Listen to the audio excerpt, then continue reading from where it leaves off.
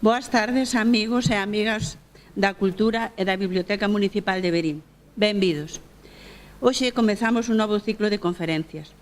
Como é costumbre da biblioteca, vai uns pasos xa por diante e non se conforma solo ca mera información dos temas, senón que fai a escolla de conferenciantes e tamén da propia información. Como aconteceu ano pasado, cando foi o ciclo sobre a novela negra. Tuvemos outra visión do tema a través dos ponentes, como foi co Policía Xudicial, o escritor, o forense, etc. En esta ocasión faremos o mesmo, para falar do Camiño de Santiago, por iso este título, o outro Camiño de Santiago. Os nosos conferenciantes ensinarános o camiño con outra visión, distinta ao aspecto religioso, xeográfico ou económico. A conferencia de hoxe refírese á música no camiño, a cargo de don Félix Castro Vicente, abogado, antropólogo musical e experto no libro de San Cipriano, na figura de Roma Santa, o home lobo de Allariz. Falarános da música na baixa idade media, no camiño. Mañá día 2, o tema será o erotismo no camiño, a cargo de don Paco López de Barxas. Seguiremos o próximo xoves, día 8, cos templarios e o Santo Grial, por don José Luis Corral.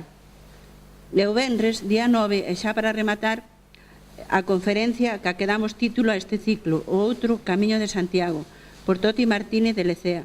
E como broche final contaremos ca presencia dun trovador, Emilio Arias. Esperando que este ciclo sexa do vosso agrado, remato e doi as gracias a don Félix Castro por aceptar o noso convite e a vos pola vosa atención e presencia nestes actos, porque de outro modo xa non terían sentido. E sin máis, cedolle a palabra ao noso convidado. Moitas gracias a todos e boas tardes. A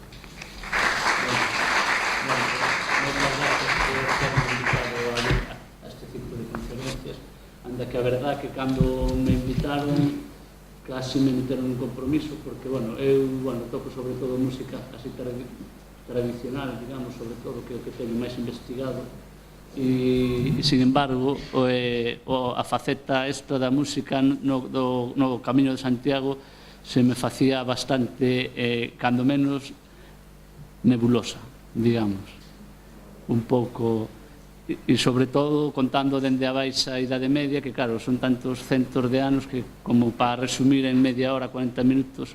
Entón, veredes que a conferencia vai ser como unha serie de pinceladas, un pouco que van máis ben tirar o rego cara o que eu me movo máis, pero supoño que hai sempre datos interesantes. Por empezar, este é un grabado da Ilustración española e americana do ano 1879, onde se ve unhas festas do apóstolo de Santiago, onde se pode ver un pouco o ambiente que había naquela época nas festas. Vense monumentos iluminados, unha cucaña, o xogo da cucaña este do pao que se sube, que se unta de unto e se pon arriba cousas para que a xente as colla e procesión. E despois aquí á dereita ao fondo vese o dúo de gaiteiro e tamborileiro xunto cos xigantes e cabezudos. Este tipo de roupa e de vestimenta, que aí non se ve moito, podía ter traído unha postal na que se ve millor, pero non me decatei delo, pois era o grupo de gaiteiros que tocaban nas festas, que levaban este tipo de roupa, que era como un pantalón bombacho ou algo así, e roupas brancas.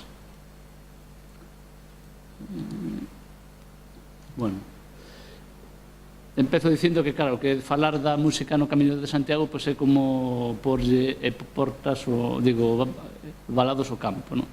Realmente hai moitas músicas religiosas e profanas, dependendo de cada zona do camiño, pois hai un tipo de música diferente, depende tamén da época, da idade, e, tentamos aquí dar unha visión un pouco alternativa sobre o tema, incidindo mellor nalgúnas investigacións que se teñen feito tamén modernamente, que a xente, o mellor, non ten reparado nelas. Tamén algunhas posibles supervivencias. Eu se vos pregunto, que vou vos preguntar a ver que se vos ocorre cando alguén fala da música no camiño. A ver, se alguén quere respostar algo, así para...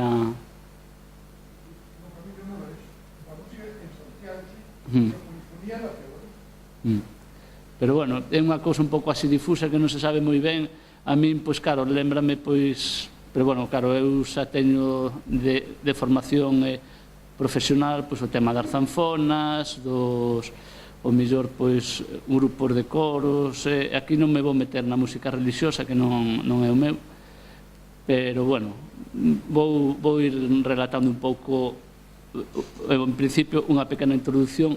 O Camiño de Santiago, bueno, todos os que estamos aquí penso que sabemos o que é máis ou menos, non? É un camiño de peregrinación que, bueno, que en teoría no ano 813, no reinado do rei Afonso II, apareceron, non se sabe moi ben como, pois uns supostos restos do apóstolo Santiago, entón comenzaron aí as peregrinaxes. Do século X a XI, pois xa se desenvolveu o camiño francés, xa se empezou a dotar de pontes, de hospitais, locais, albergues para recoller os peregrinos.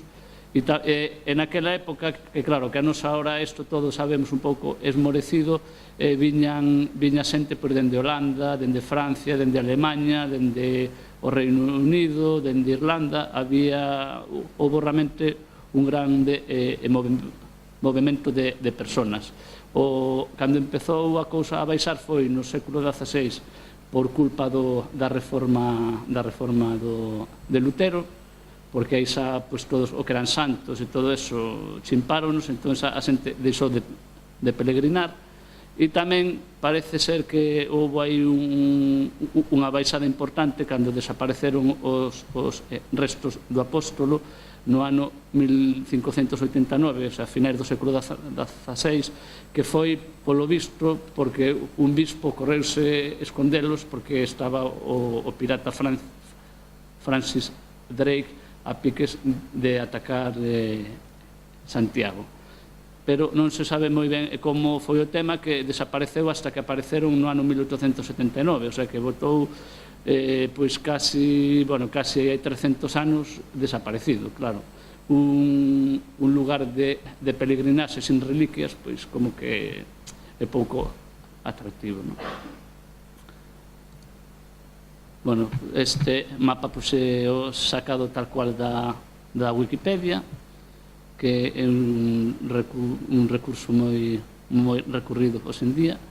E, bueno, podemos ver multitude de camiños que viñan pois tamén hasta dos países do leste, de Italia. O principio de todo a ruta de peregrinaxe era aquí arriba, ao lado da costa, pero despois conforme avanzou a Reconquista, empezaron, xa se fixo o camiño denominado francés. E, bueno, digamos que arredor del pois foi cando xa se empezaron a fundar as cidades importantes, pois, bueno, que están ao longo do camiño, pois Burgos, León, bueno, ou algunhas xa existían, pero foi cando realmente medraron, non? En importancia. No século XVII, que xa empezou o tema a esmorecer dun xeito moi importante, pois como xa non había ingresos económicos dos visitantes que viñan de peregrinaxe, pois todo o que había de carreteras, pontes, hospitais, empezou a desfacerse, porque claro, non metían diñeiro os gobernantes nelo, hasta que xa a finais do século XIX casi estaba inexistente, pero, bueno, en mediados do século XX empezou a revitalización ata día de hoxe. eu que nací nos 70, xa con todo isto do ano santo, Xacobeo, parecía que isto xa levan aí dando bombo e platillo dende fai un montón de anos, e a verdad que a mí un dato que se me fixo curioso foi que no ano 1985 e 86 únicamente foran 2.496 peregrinos, cando, sin embargo, por datos que están públicos, no ano 2016 a cantidade foi de 278.224, que o incremento é sustancial.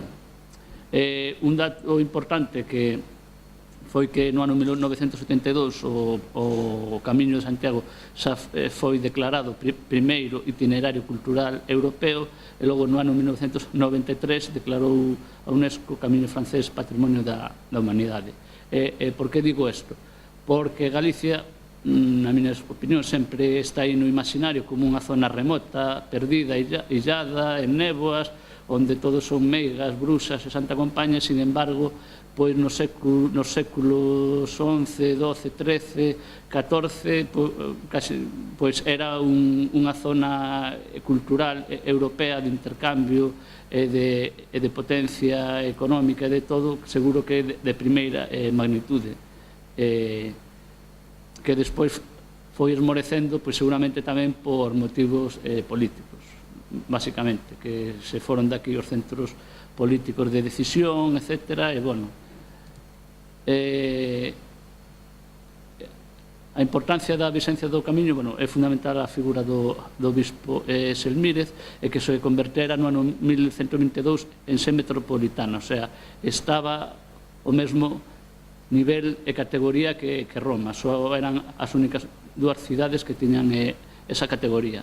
Eso tamén parece ser, algunha vez escoitei eu comentar, pero bueno, non é un dato que teña contrastado, que hasta con eso de que aquí había un apóstolo directo de Xesús e en Roma estaba outro apóstolo, San Pedro, digamos que había aí unha pugna bastante importante que algunha vez hasta algunha xente consideraba que era moi perigosa para a unidade do que era a religión católica. Bueno, a Catedral de Santiago se fixo en tres etapas entre o ano 1074 e 1211, o único que logo se seguiron facendo reformas e seguiu sendo ampliada ao longo dos séculos. Sobre a música, máis especificamente, en Galicia, bueno, o da música, temos a sorte que temos tres elementos que casi se pode dicir que serían a envexa de toda o resto da digamos, historiografía da música en Europa e no mundo. Por unha banda, pois, unha cousa que moitas veces non lle damos ningún mérito, como son as orquestas de pedra, que son as esculturas que están representando músicos nas arquivoltas dos pórticos e nos capiteis, por exemplo, o pórtico da Gloria de Santiago ou o pórtico do Paraíso de Ourense, que son os dous do século XII, e tamén en representacións que hai nas igrexas que hai ao longo de camiños, que son moi ricas en representacións musicais de músicos en capiteis, etc. Por exemplo, na Catedral de Burgos, de Pamplona. Logo, por unha banda, están os cancioneiros, que recollen a lírica galaico-portuguesa dende o século XII ou XIV, que tamén son moi ricos en datos, tanto polas letras de cantigas como tamén algunhas que levan a música incorporada, que é unha cousa rarísima que se teñan mantido dende aquela época. E por último, as figuras iluminadas que aparecen nos códices, por exemplo, nas de Santa María, que dan moitos datos sobre a vida naquela época, sobre o tipo de instrumentos que se tocaban, etc. Bueno, aquí un pouco fixen un resumo do que aparece no pórtico da Gloria, como xa dixen, son do século XII, e, bueno, aparecen os 24 ancianos do Apocalipse con diversos instrumentos musicais. Casi todos son de corda sempre. porque os de Vento se consideraban máis ben como de índole pagán ou non tiñan a mesma consideración que os de corda. Aparecen sobre todo, arpas, salterios, que é como unha especie de caixiña triangular que despois saberemos, arpas salterios que son igual pero que son dobles, se poden tañer polas dúas beiras, laúdes, que pois como unha especie, entre comillas, de guitarra que se tocan cos dedos ou cunha púa, fídulas ovais ou en oito. A fídula é o precedente da viola, do violino, e tamén aparece un no que logo nos vamos parar un pouco máis, que é o organistrum, que é o precedente da zanfona.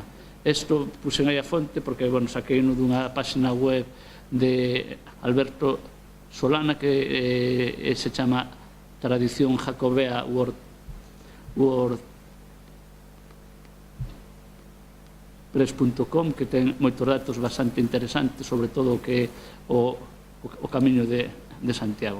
Aquí podemos ver á esquerda un salterio que se tocaba no colo, este posiblemente sea unha fídula, e esta tamén, e logo un arpa, que a arpa era de tipo como a arpa céltica tamén.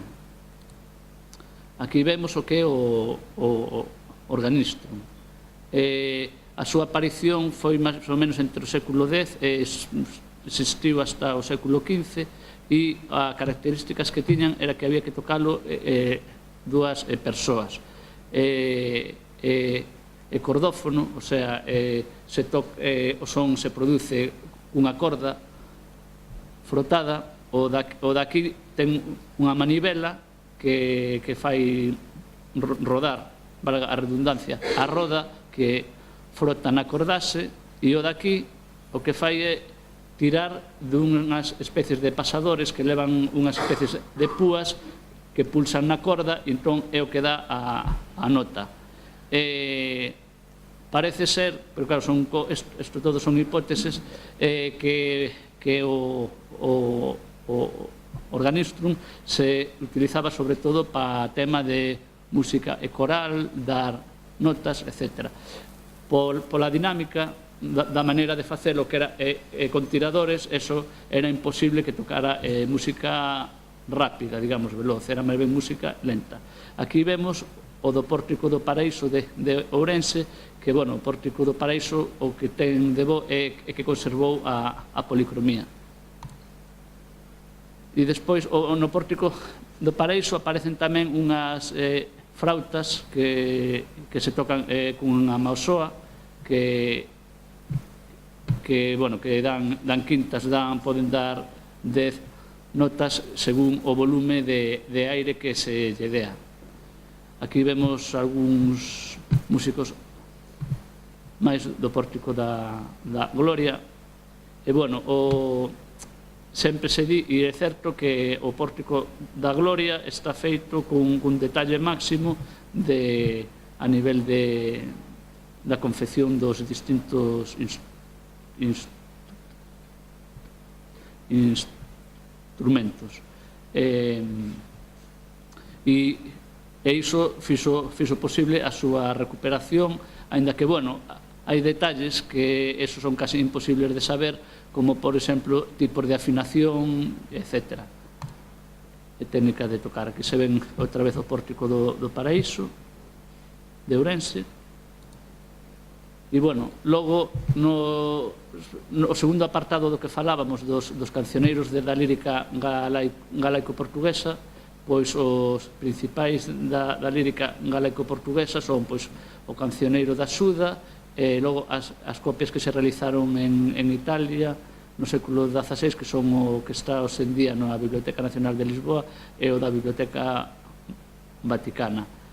Isto non é a parte religiosa, máis ben é a profana, e, en este se recollen os tres xéneros principais das cantigas, de amor, de amigo e de escarnio e maldicer. Hai logo unha serie de pergameos que apareceron por aí, como o pergameo Vindel, que é interesante porque por todo o que o rodea. Apareceu, atopou un anticuario que se chamaba Pedro Vindel no ano 1914, que resulta que ao quitar a cubrición dun libro que era o de oficios de Cicerón, que fora encadernado no século XVIII, apareceulle unha folla que era no que aparecían as cantigas de Martín Codas, que, bueno, era moi habitual que libros vellos ou follas que se reutilizaran logo, pois, mesmo, bueno, para facer papel ou mesmo para facer encadernacións de libros. Por eso están aparecendo, pois, a cada pouco restos de libros antigos, mesmo de filósofos, etcétera, que se pensaban xa perdidos, pero aparecen cando se recompoñen libros máis modernos.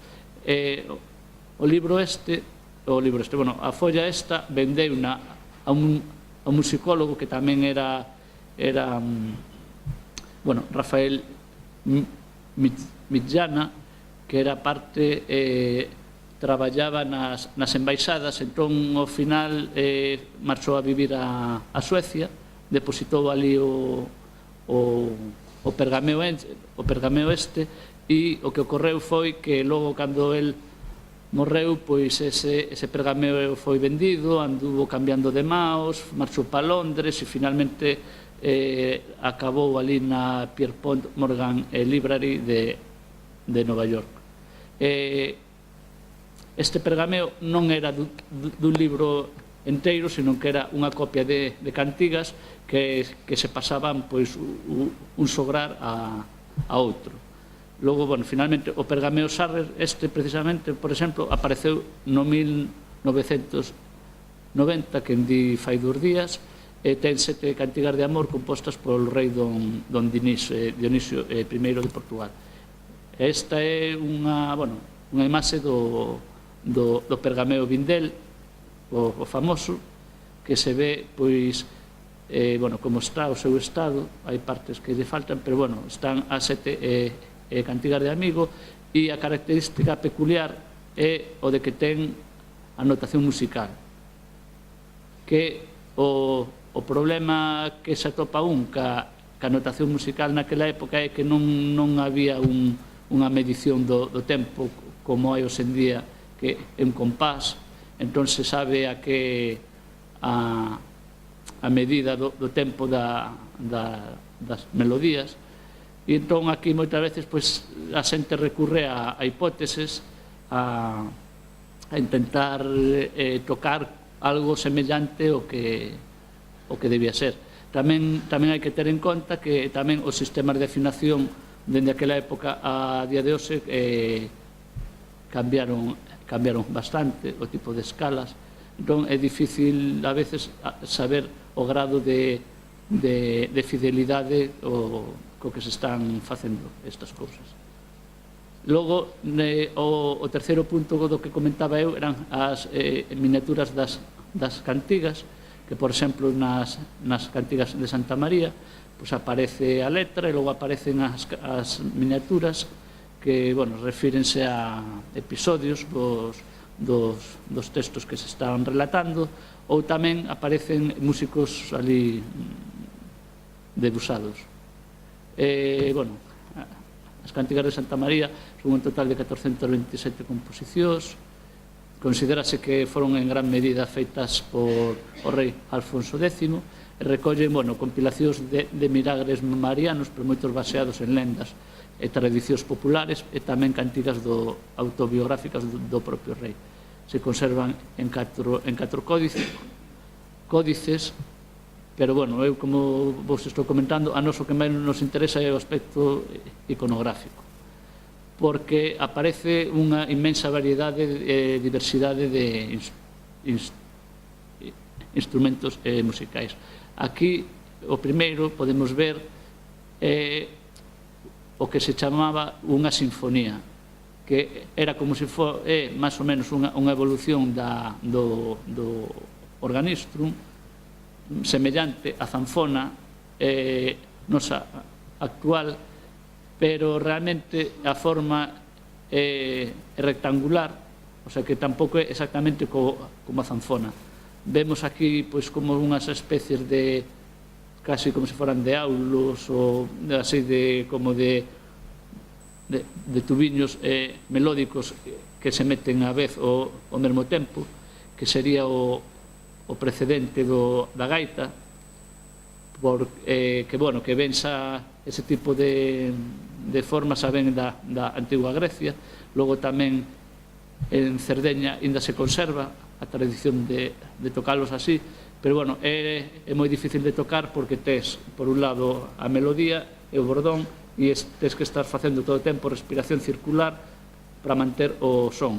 Daí despois se pasou a porlle unha vexiga de porco para así ter máis desafogo a hora de tocar, ou, como por exemplo, o que vemos aquí, que parece como se fora un fol rígido, seguramente, de coiro, e que ten aí as dúas flautas para tocalos. Pero, bueno, vemos que hai moita variedade. Isto é unha especie como de órgano portátil cun fuelle na mao. Estos son pois semellantes aos das frautas que ensinei antes, que se tocan cunha mao sola e coa outra o tambor, que serían semellantes pois o que se toca hoxe en día pois no País Vasco, o chistu, a gaita charra de Salamanca ou o pito da maragatería, que, bueno, tamén chegan ese tipo de flautas dunha mao soa, tamén chegan a Andalucía, en Aragón, hainas en Cataluña tamén. Vemos aquí como unha especie de rabel, unha especie de laúd, estas especies de parecen como se foran trompas, e bueno, voume parar un pouco máis nas gaitas que aparecen nas cantigas, non? Aparecen propiamente tres modelos diferentes de gaitas.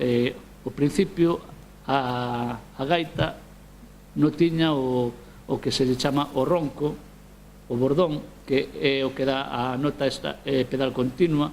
Supoño que todos os que estades aquí xa estades familiarizados cas gaitas.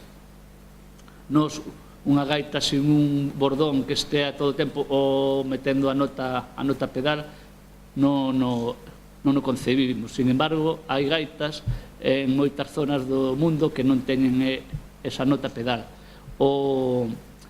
Realmente a gaita e a zanfona foron dos dous modelos musicais que incorporaron primeiro a polifonía, porque, bueno, a zanfona ten varias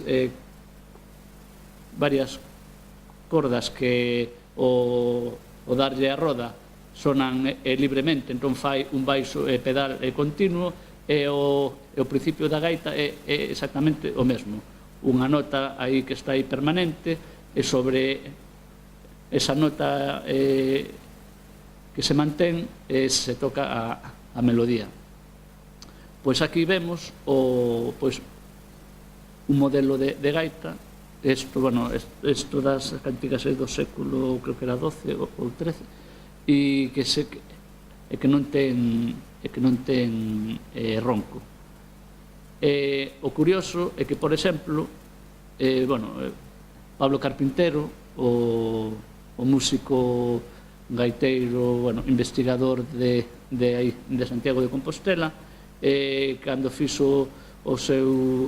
editou o seu CD sobre as gaitas en Galicia, que atopou unha variedade inmensa de tipoloxías diferentes, etc., atopou a denominada rosca ou gaita de cana, que é bastante semellante nalgúns aspectos o tipo de gaita que aparece ali reflexada nas cantigas. Unha das cousas que ten semellante